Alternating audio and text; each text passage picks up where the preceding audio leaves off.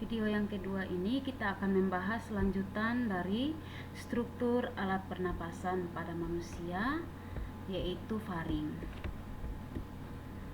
Faring sendiri dia berada di bagian belakang rongga hidung, dan bagian ini merupakan lanjutan dari saluran hidung.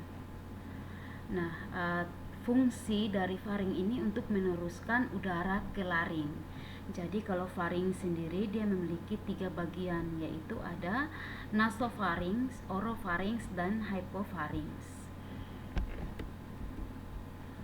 Yang berikut itu bagian laring atau pangkal tenggorokan. Nah, bagian pangkal tenggorokan atau laring ini kalau dilihat dia tersusun oleh lempengan tulang rawan, dan bagian dalam dindingnya digerakkan oleh otot. Nah, otot ini disebut dengan glotis. Kemudian glotis itu apa? Itu merupakan celah atau lubang yang menghubungkan faring dan trakea. Jadi menghubungkan faring dan trakea. Kemudian terdapat selaput suara atau pita suara. Nah, pita suara ini akan bergetar ketika udara menyentuh bagian permukaannya. Dan jika udara menyentuh permukaannya dan saat kita berbicara, maka kita bisa mendengarnya sebagai suara, atau hasil dari pembicaraan itu kita bisa dengar dengan baik. Kemudian untuk glotis sendiri, pada bagian ini dia memiliki katup. Katupnya disebut dengan epiglotis. Jadi kalau glotis di bagian atas, maka epiglotis di bagian bawah. Nah, epiglotis ini dia berfungsi untuk menutup saluran ke trakea apabila kita menelan makanan, sehingga tidak ada makanan yang tercecer ataupun dia masuk ke saluran pernapasan dalam. Saluran pernapasan dalam ini artinya tenggorokan ya, karena di bagian leher kita ini ada 2 saluran. Satu kerongkongan, itu setelah rongga mulut dia langsung menuju kerongkongan. Sementara dan ujung dari kerongkongan atau esofagus itu dia menuju lambung. Sementara kalau pipa yang kedua di belakang dari kerongkongan itu namanya tenggorokan, dan dia itu menuju untuk saluran pernapasan. Dia akan menuju ke bronkus dan bronchiolus, kemudian dilanjutkan ke dalam paru-paru. Jadi epiglotis ini dia berperan untuk ketika kita menelan makanan, maka dia akan menutup rongga menuju saluran pernapasan. Akhirnya makanan tidak mudah masuk ke saluran pernapasan. Tetapi apabila kita makan sambil berbicara, nah ini berpeluang untuk kita mengalami batuk ataupun kesedak akibat epiglotis dia tidak tertutup dengan rapat.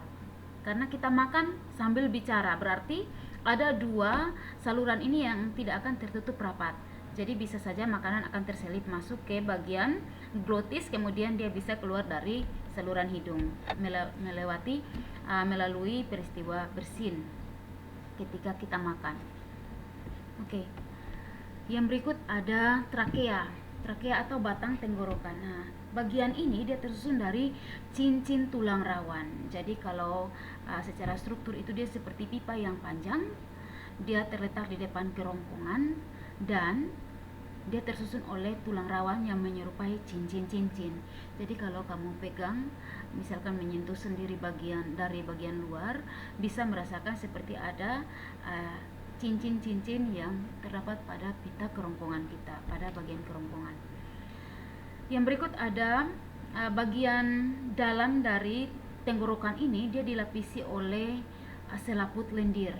Nah, selaput lendir ini penting untuk dia tetap, walaupun di bagian hidung sudah menyaring debu, menyaring kotoran, tetapi di bagian selaput lendir ini dia tugasnya membasahi permukaan tenggorokan, dan juga ada silia, ada sel epitel silindris bersilia yang fungsinya menahan debu atau kotoran yang juga masih ikut bersama udara ketika sudah terjadi penyaringan di rongga hidung, tapi masih tetap masih terbawa masuk ke dalam tenggorokan, maka ini akan ditahan oleh silia maupun selaput lendir yang ada di dalam tenggorokan. Nah, ini biasanya kalau saat ini pandemi COVID, virus yang berada di sekitar wajah kita, misalkan secara tidak sengaja kita memegang saluran pernapasan kita, yaitu saluran pernapasan bagian luar hidung, maka ketika kita menghirup udara, mudah sekali untuk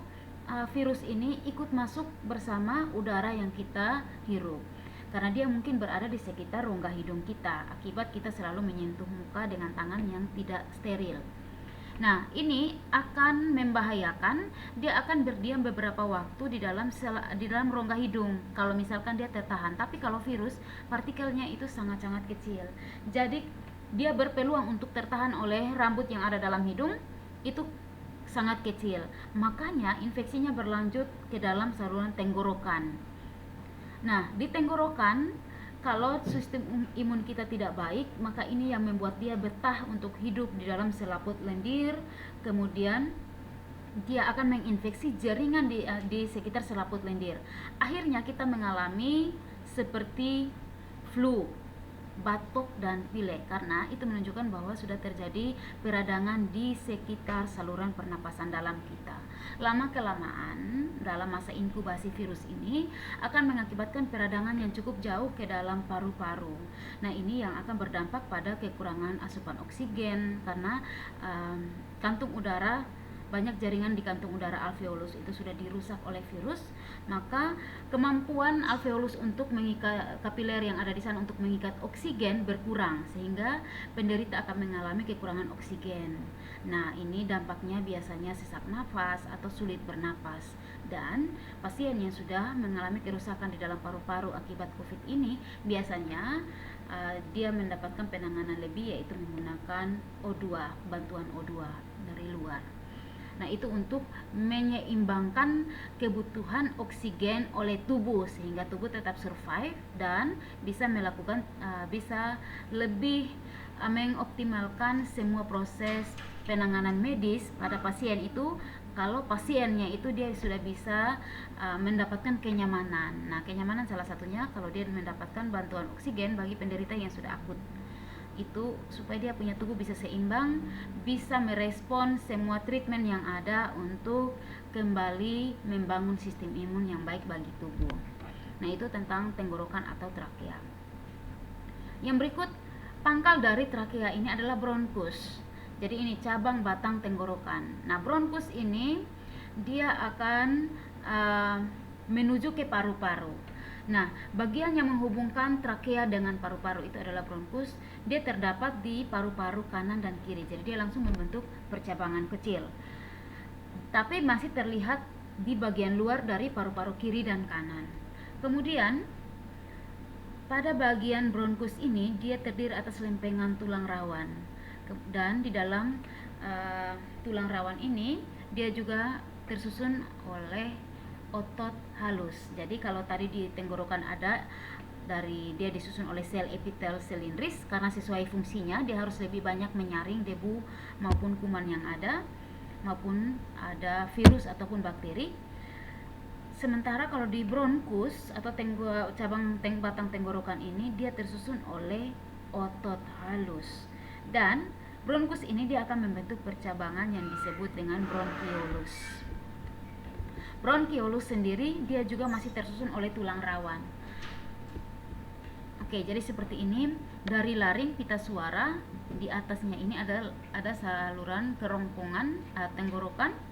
Kemudian dia menuju ke trakea sini. Dari trakea ini ada bronkus. Kemudian bronkus akan membentuk percabangan yang lebih halus ke bagian dalam paru-paru masing-masing kiri dan kanan, yaitu disebut dengan bronkiolus. Bisa tampak pada gambar ini. Kemudian setiap percabangan yang halus ini akan bergelantungan atau akan menempel alveolus atau kantong udara itu. Yang terakhir adalah pulmo atau paru-paru. Paru-paru sendiri seperti gambar ini adalah paru-paru kanan, paru-paru kiri. Lanjutannya, paru-paru ini dia disusun oleh otot polos. Jadi paru-paru sendiri secara struktural dia disusun oleh otot polos. Kemudian diselubungi atau dilapisi oleh bagian luarnya ini dilapisi oleh visceral pleura, ada lapisan pleura. Nah, pleura ini yang ditandai dengan warna putih ini, dia memiliki 3 lapisan. Jadi ada lapisan terluarnya ini, ada bagian luarnya itu parietal pleura. Kemudian yang berwarna putih itu namanya pleural, lapisan pleura. Kemudian bagian yang lebih melekat pada otot paru-paru itu adalah visceral pleura. Nah, letak dari pulmo atau paru-paru ini di dalam rongga dada, lebih tepatnya dilindungi oleh tulang rusuk kita.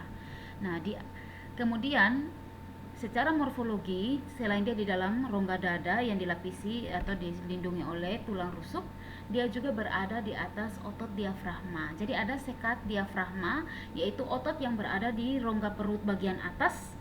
Otot itu membantu memisahkan organ yang ada pada bagian dada dan juga organ yang berada pada rongga perut. Jadi itu beda.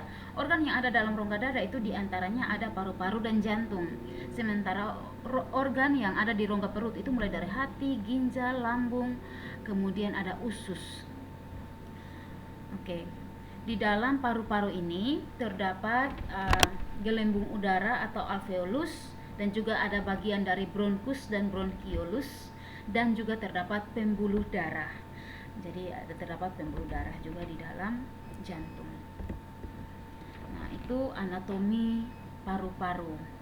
Jadi kalau secara keseluruhan anatomi dari paru-paru ini, dia juga bisa diperlihatkan ada lobus atau ada bagian-bagian. Ternyata antara paru-paru kiri dan paru-paru kanan itu berbeda lobusnya, dari jumlah lobus atau bagian atau segmen. Nah, kalau paru-paru kanan dia memiliki 3 segmen atau 3 lobus. Ada lobus yang bagian atas ini paling besar, kemudian 2 lobus yang berada pada bagian bawah. Ada lobus superior, medius, dan juga inferior. Kemudian pada paru-paru kiri dia hanya memiliki 2 lobus. Jadi harus bisa tahu perbedaan dari paru-paru kiri dan paru kanan. Apa bedanya? Oke, paru-paru kanan dia tersusun oleh 3 lobus. Ada superior, medius, dan inferior. Sementara kalau bagian kiri paru-paru dia hanya terdiri ada 2 lobus, yaitu lobus superior dan juga lobus inferior. Nah, di sini bisa dilihat pada gambar ini bagaimana alveolus atau alveoli bergelantungan di dalam bronkiolus yang ada di dalam paru-paru. Jadi ini bronkiolus, cabang-cabang yang lebih kecil. Kemudian pada cabang-cabang ini melekatlah gelembung-gelembung udara, seperti kalau penampakannya kita bisa lihat seperti buah anggur. Jadi itu adalah percabangan yang dia bisa menghubungkan gelembung-gelembung udara itu. Sekian pembahasan tentang struktur dari alat pernapasan yang ada pada manusia, dimulai dari rongga hidung sampai pada paru-paru.